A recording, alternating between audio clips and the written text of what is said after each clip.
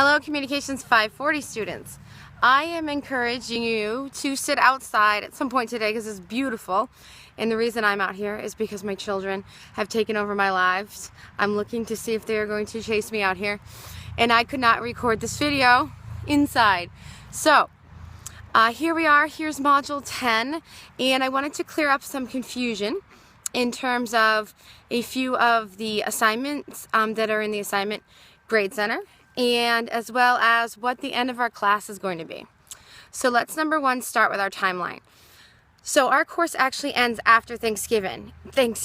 However, I thought it would be a blessing or maybe an early Christmas gift if we were able to finish, or you were able to finish before Thanksgiving, meaning you would deliver speech 3, which is up and available, and all the pieces that you need, the full outline and then the delivery outline, you could deliver next week, November 17th, and I am willing to give you until the following week, the 24th, and that would still wrap you up in time before Thanksgiving.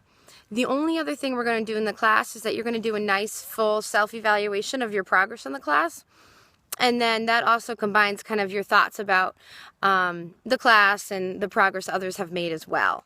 So that's what the class wrap-up is. So if you are able to compose both a research outline and which you did for today, hopefully, and a delivery outline, which you'll do for next week, and actually deliver the speech, then you are done kind of with the class. I will post the self-evaluation piece next week on the 17th, and that's the last component to having to do any evaluation with peers or anything like that.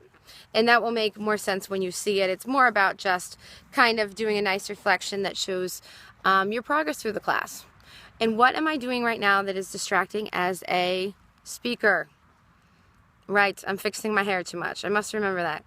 So anyways, that is an idea that is up to you. You do have through the 24th, and if you absolutely need till after Thanksgiving, you can have it. I would just highly encourage you. We have one speech left. You've done so much work so far to wrap this up before the break and really just relax and sit back and enjoy.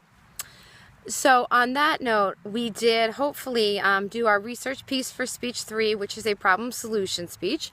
And what is available to you today is your delivery outline. And I've tried to keep it simple, as I know that many times I overcomplicate my outlines. So the outline literally asks you for a hook, an introduction, and then the pieces of the speech are really important. They are tell us about the topic. Tell us what the conflict is, right? So you can literally in your speech say, my topic is, the Northern Pass. The conflict is between us really needing a way to bring necessary resources into the state without ruining the beauty of it. There are two sides to that. Those that believe that, the resources are important, and those that believe that, the natural aesthetics is more important. What are the major arguments from each side? Well, side 1 thinks this, and side 2 thinks this. And then if side 1, let's say, gets what they want, which is to be able to use the Northern Pass, use these power lines to run energy, what are the consequences, good and bad? And if side 2 gets what they want, no Northern Pass, there's both negative and positive consequences there as well. The hardest part of this speech is going to be to stay neutral, right? I've heard a lot of you talk about that. And you are just literally, imagine that your 8 and 10-year-old are arguing, or anybody in your life, your two best friends, and you are the neutral ground. And your job is to say, I hear this is what you're saying. These are your arguments. I hear this is what you're saying. Now, I'm going to use my children, for example. Maggie, if you get to ride in the front seat on the way to school every day, what are the consequences to that? Well, I'm happy, but Will has to sit in the back seat, and it kind of makes me feel bad that he has to sit in the back seat.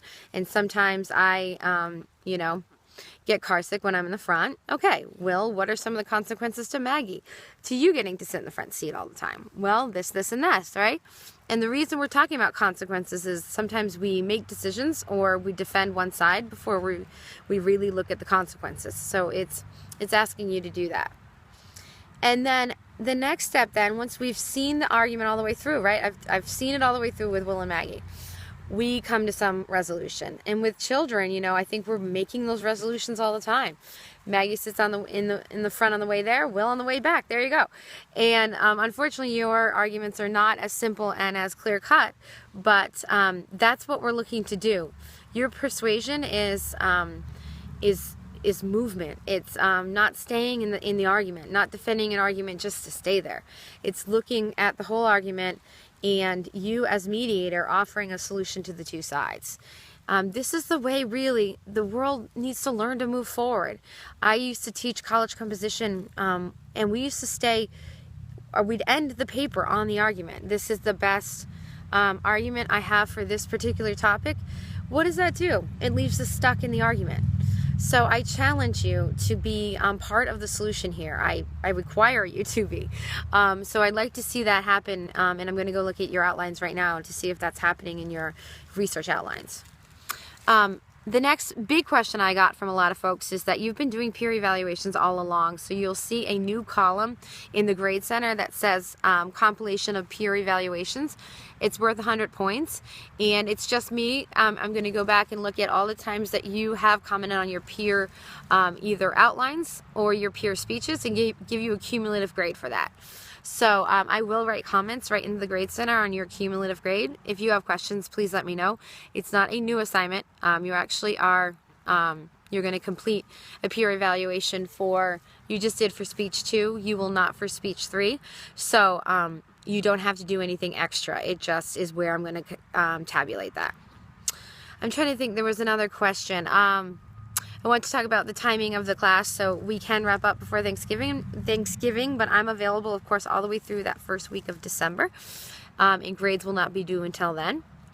And yeah, it's been kind of an interesting semester, and I think all of you should really pat yourselves on the back. I just graded all the Shel Silversteins and added comments. You're coming out of your shell.